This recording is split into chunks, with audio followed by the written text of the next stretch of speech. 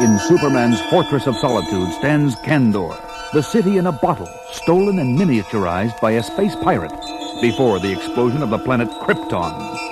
In this controlled environment, 1 million microscopic inhabitants keep the towering civilization of Superman's native world alive.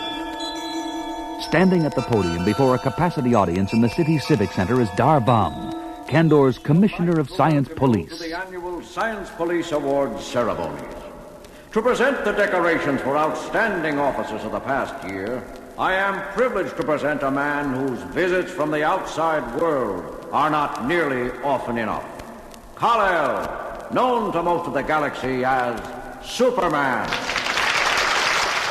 Thank you, fellow Kandorians. The job of being a Superman is very different from being a policeman.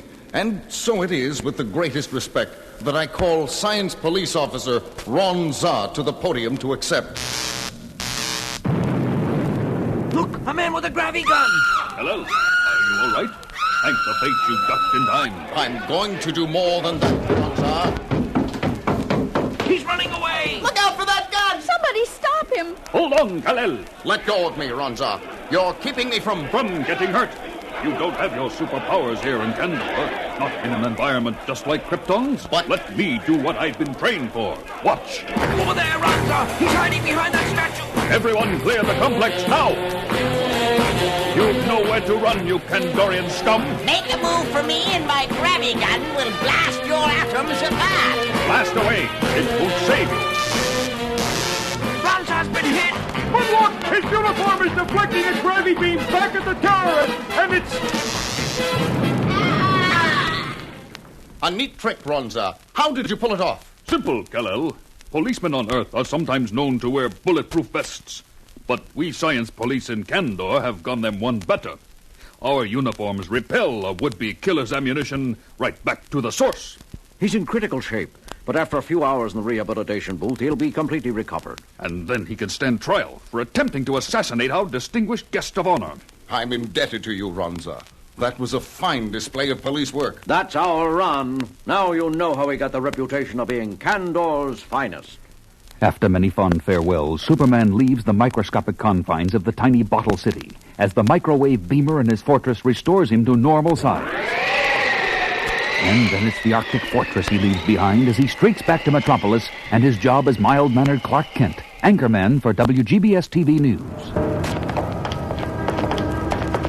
Okay, Clark, let's go over it again.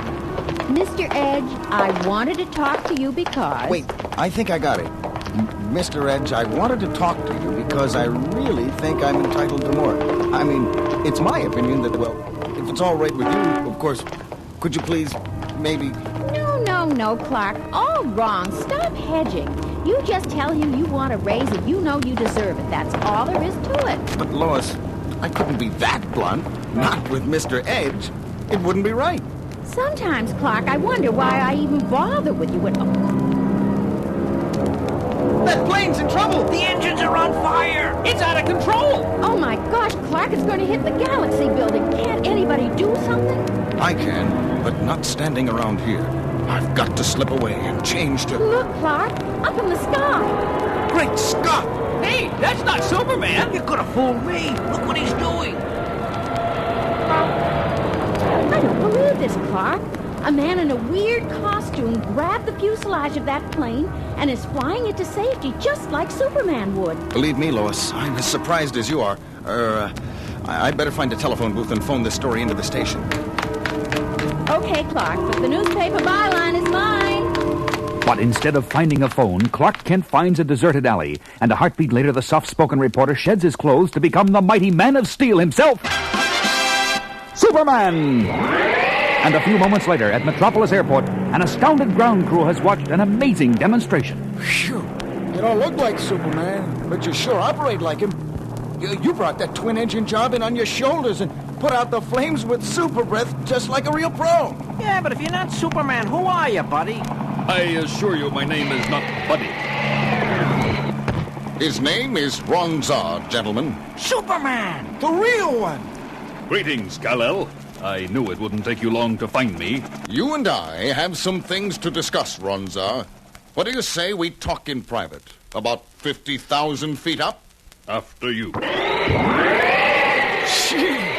now it looks like Metropolis has two Supermen. Looks like. I just hope. What? What is it? I just hope those two are friends. Here we are, leveling off at 50,000 feet. Let's have it, Ronzar. Why have you followed me to the outside world? Because in Kandor, I'm the best there is. You gave me an award that says so. But what does a superior city like Kandor need with an expert crime fighter? You were born and trained there.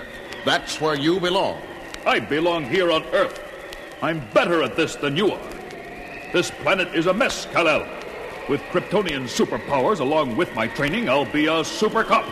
But you know nothing about superpowers. I've had them since I was a baby, and even I make mistakes sometimes. That's because you're an amateur and I'm a professional. Where are you flying off to? I've got work to do. Got to show you what superpowers and training can do. Over the next several days, Ronza of Kandor tries to prove his boast as the people of Metropolis and the world take notice. This is Clark Kent with a WGBS TV News summary. The mysterious super cop continues to dominate the headlines. Today, he issued summonses to 36,000 jaywalkers, and he heat-beamed the engines of 12,000 cars he claimed were polluting the air too much. Several days ago, he said that since most crimes occur in the nighttime hours, people would need a special pass from him to walk the streets of Metropolis after 9 p.m. WGBS reporter Jimmy Olsen filed this report on today's demonstration against the curfew. Here on the left bank of the Metropolis River, over 15,000 marchers have shown up for this demonstration against the rules laid down by... A new development. The super cop has entered the scene. He seems to be... Yes, he's coming over here. You're a reporter. I'd like to make a statement. My audience is yours. I'd like Metropolis to know there will be no more demonstrations against any laws issued by me. Anything I decree is necessary for the welfare of... Superman! Hello, Jimmy. Ronzar, I believe you're making a mistake here. Move along, Kal-El. You should have done this years ago yourself. Maybe so. But the right to protest is guaranteed by law to all American citizens. You can no more limit that right legally than commit grand theft. Oh, I'll be back. Both Superman and the super cop are flying off now. No, the super cop is diving into the river. It looks like... Hey, a water spout is popping up where he dove in. The water from the river is rising up and beginning to tumble from the sky onto the demonstrators. It's a cloudburst, and there isn't a cloud in the sky, and it's breaking up the mark. The super cop can't stop the demonstration directly, but there's no law against making it rain.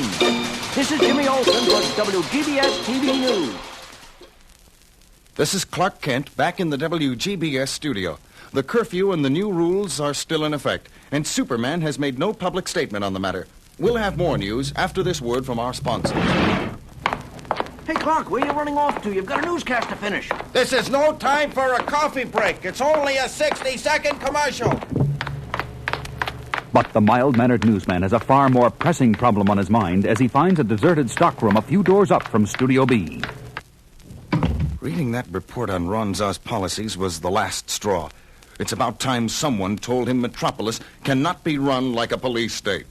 And that someone is...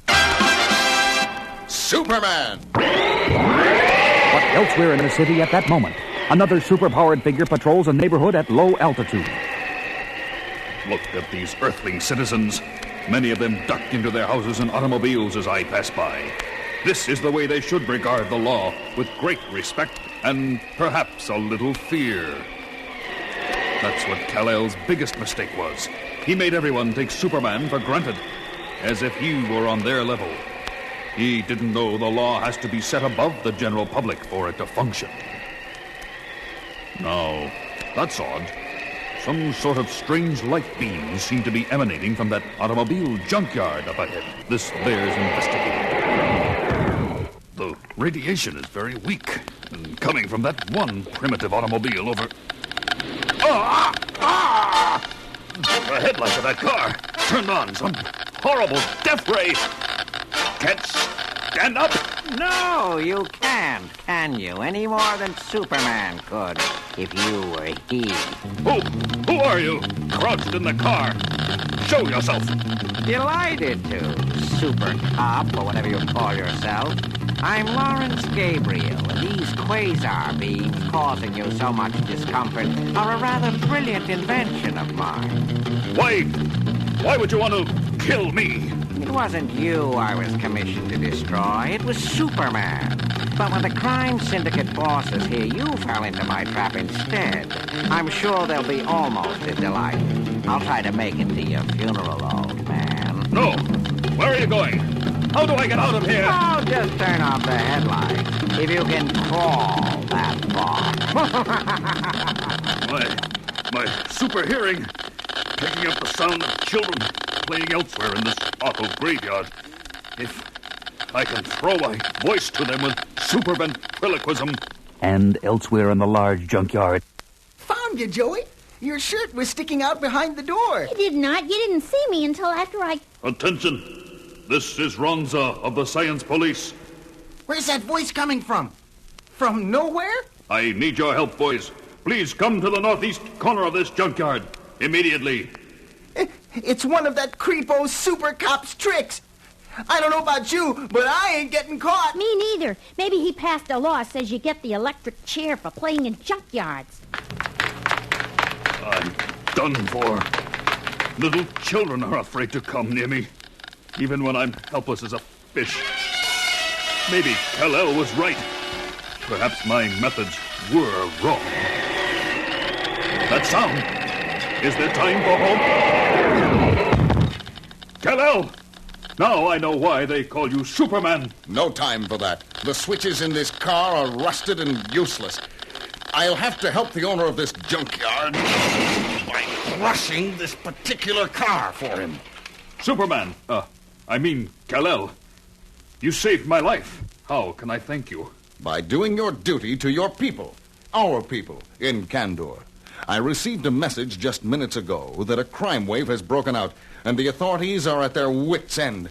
I have work to do here, but in Kandor, they need you. But that scientist, Gabriel, he'll get away. I just delivered him personally to a federal prison. Been waiting for him to show his face so I could nab him for weeks. That's how I learned where you were. Now, if you'll excuse me, Ronza, I have work to do. As I do. Home in Kandor, where they need me. As for Earth, well, I guess there's only one Superman.